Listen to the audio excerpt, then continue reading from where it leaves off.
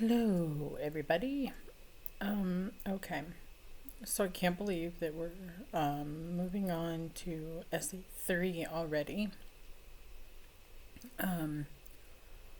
The research paper. So today we're going to talk about that and briefly talk about the readings. Hopefully they weren't too awful for you guys. I looked them over and it wasn't too awful bad. Would have taken about 10-15 minutes to read, I think. So that's not too horrible. Okay, guys, moving on to essay 3, the research paper.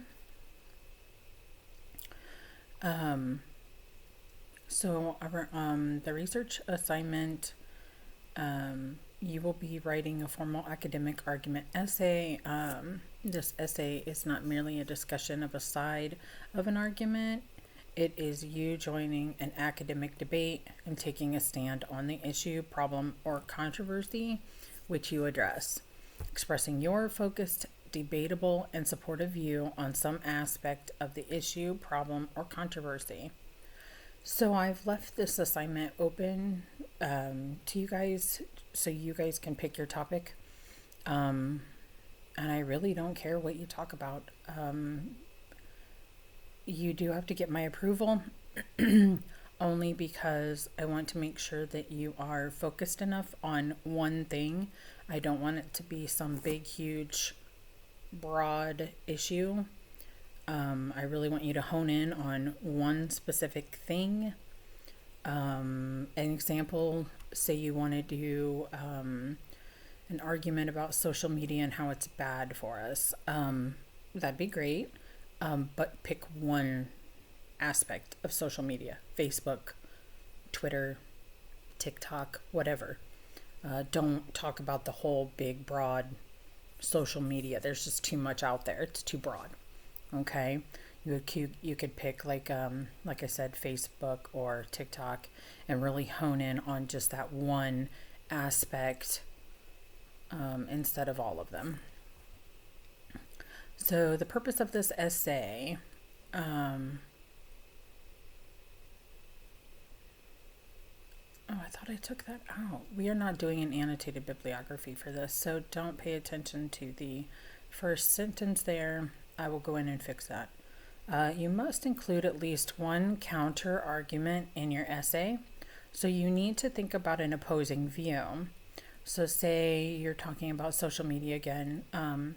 Say you think TikTok is bad. You have to think about an opposing argument of somebody who might say, no, it's good because you get to talk to other people and get your content out there, or whatever. Just an example, right? So you have to think about one counter argument, someone else's viewpoint, and argue that you're correct in your claim and why. Okay? You must effectively refute the claim using sound reasoning and valid evidence. Sources must be cited both in text and on a works cited MLA page. So we're really going to do some research and use sources, okay?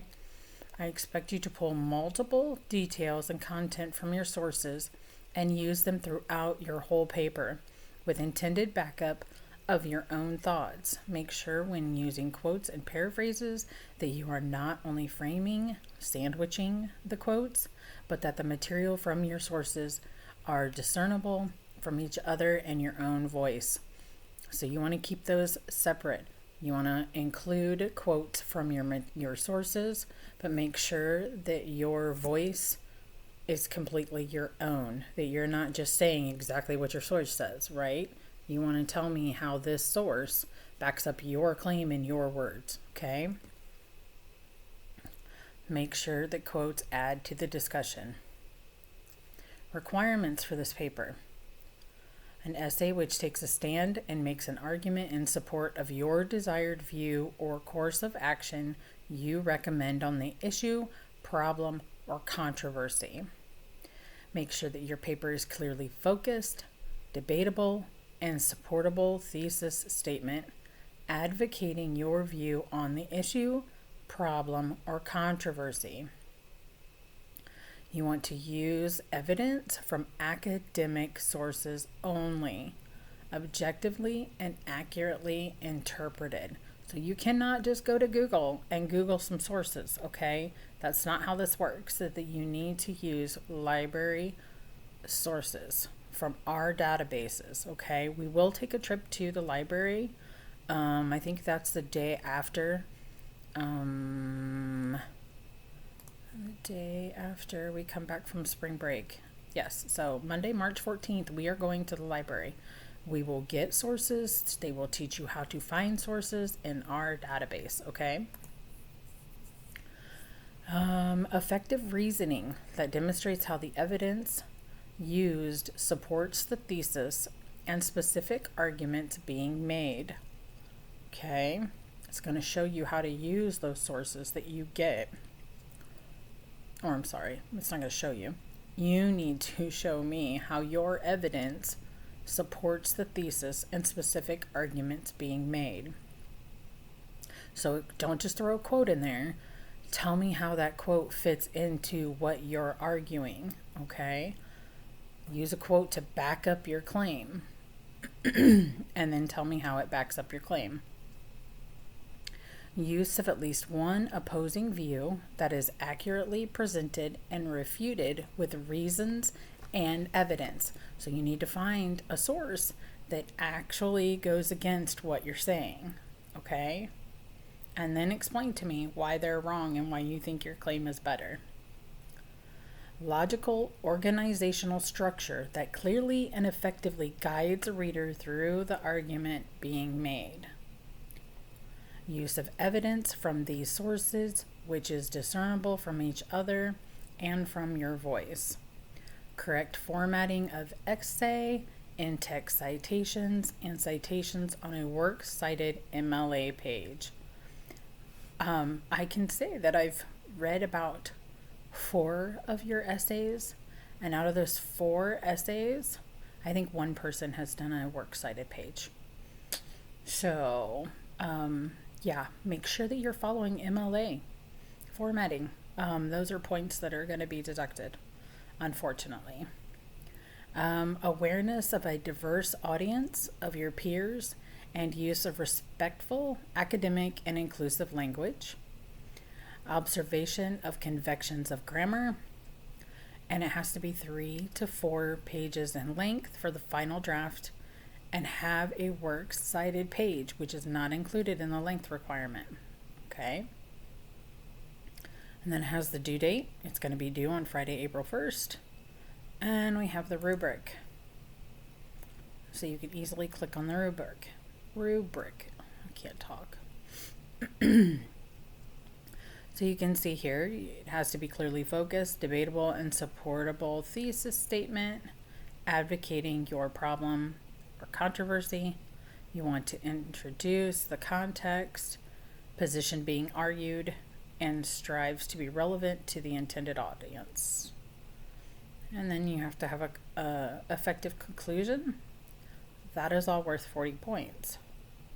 Effective argument, strategies, counter argument, and rebuttal is worth 60 points. It goes in and gives you more detail, as you can see. It wants an effective supportive thesis with good reasoning, so support what you told me you're going to talk about. Sufficient evidence and varied persuasive appeals, the ethical, emotional, logical, as appropriate to the purpose and audience, right? Documentation and formatting. Correct in-text citations with article page or paragraph number in parentheses. Author and article titles named. Appropriate work cited. MLA page. Following guidelines for font size, margin headings, etc. That is worth 40 points in this one, guys. So, yeah, if you haven't been doing that in the first and the second one, that was worth like 10 points. This is worth 40, okay? And we don't want to plagiarize. We've had that issue in this paper, so people are going to have to revise probably. Excellent. For organization, you just want to have it in a good, logical, organizational pattern that makes sense. meets length requirement of 4 full pages. That should say 3 to 4.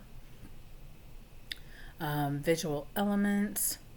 We are going to put in photographs in this text. So we will talk about that on Wednesday. So that's going to be worth 20 points, just putting pictures in, guys. Okay. Okay. Wednesday, March 2nd, incorporating visuals, right? Friday, March 4th, we're going to write in our notebook number 8. And I think it is due then. Yes, it is. Okay. So Friday, notebooks are due. You should have 8 entries. So have those ready to go. Also, on Friday, March 4th, your topics are due. Oh, okay. I don't know what I just did, but I'm just messing it all up. So make sure that you get your topics in on Friday. I have to have those pretty quickly, and I need to know those for our visit to the library on Monday, March 14th. And you guys need to hone in on what you're going to be researching anyway. So make sure that you have those, okay? Topics and notebook due Friday. So we can talk real quick about the readings. It's just basically letting you know what the research paper is, what it involves, and just basically how important it is to your daily life, right? Like, this isn't something we're just doing because it's a school project. Research is everywhere around you every day, and learning these skills is going to move you forward in everyday life, in what you do, even on social media, in your home, products that you buy, and your future career, right? So as it says, whether you realize it or not, you're already engaged in research. You look at products, you're reading what's in things, you're researching things that you are interested in buying on the internet, reading reviews for it, all kinds of things, right, guys? I mean, you do this every day in life. You're researching something, checking something out. If you hear somebody say something that you're interested in, you'll research it and find out what it is, whether you like it or not, so on and so forth. So again, it just says connecting daily life with academics. We will be letting you come up with your own research question, and then you get to pick how you want to collect, organize, analyze, and interpret information that will provide an answer to your question. I'm sorry, guys, my head hurts so bad today. So yeah, I wanted to leave this project open so that you could pick something that you're passionate about, something that you can really dig into and research and learn more about, hopefully, and share it with us, right? So by doing that, it's part of your life. Like I said, it can be anything that you're interested in. So then it talks about the types of research, and this is kind of important. So I'm going to take a minute to talk about it. There's primary research and secondary research. When you conduct your own feedback and analyze the results yourself, you are engaged in primary research. This could mean that you conduct your own research with human subjects or participants. You might interview others, conduct a survey, or complete some observations. Primary research, however, can also involve looking at archives or textual data. Okay? So for example, when a literature scholar compares multiple copies of a historic play, they are conducting primary research. Okay? There's also secondary research. If you go to the library or search online for sources, then you are most likely conducting secondary research. Secondary research means that someone else has already done the primary research. Someone else conducted an interview, analyzed a text, or observed a scientific phenomenon. okay? You are reading their write-up of what they did and what they discovered. Hence, you are getting this information secondhand, and it is called secondary research. So that's what you're going to get from the library. You are more than welcome to do primary or secondary. I don't care. Secondary is much easier. It's already research done for you, and you can use that to back up your claim in your paper easily. Okay, so then a rhetorical beginning. So you wouldn't do much research on cars if you knew already that you were going to buy a Volkswagen Bug, right? So why would you conduct research if you already knew everything you wanted to say on your topic or what your argument would be? Starting with curiosity rather than certainty is important when you approach a new research project, right? So even if you think you know, go research it. You might find out something new. I always do. When I do research, I always see a side that I didn't think about or that is new to me. Okay. So here it talks about type of project, definition essay, community proposal. Okay, description, audience, genre, medium, circulation. Okay. It goes into types of sources. Gathering library resources. I'm not going to go too in depth with gathering library resources because, like I said, we're going to go on Monday, March 14th and talk a lot about the databases, how to maneuver through them, how to find sources. But let me tell you, be prepared on Monday, March 4th with your topic and what you want to research, because you can take that time, that 50 minutes that we're in there, and get your sources for your paper and be done with that, which is a huge accomplishment on this paper.